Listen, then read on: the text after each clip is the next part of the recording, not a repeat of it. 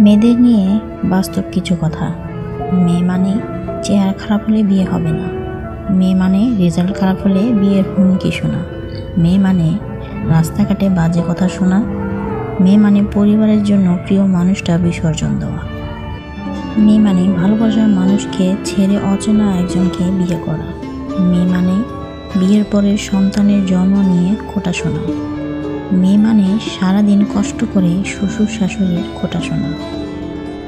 এই মেয়েদের অনেক রকম ত্যাগ স্বীকার করতে হয়। মেয়ে মানেই অনেক রকমের কথা, অনেক রকমের রটনা হবে, এটাই স্বাভাবিক। কিছু কথা বলি, সম্পর্ক টিকিয়ে রাখার জন্য অনেক জেদি মানুষও একটা সময় স্যাক্রিফাইস করা শিখে যায়। অনেক রাগী মানুষও ঠান্ডা মেজাজ হয়ে যায়। রাগ দিয়ে কিছু গড়া যায় না, কারণ রেগে গেলে কারো হিতাহিত জ্ঞান থাকে না। সে তখন কি করেছে না করেছে, কি বলেছে না বলেছে তা নিয়ে সে নিজেই জানে না। রাগ কমে গেলে হয়তো তখন আফসোস হবে যে কি করে ফেলেছি, কি থেকে কি হয়ে গেল।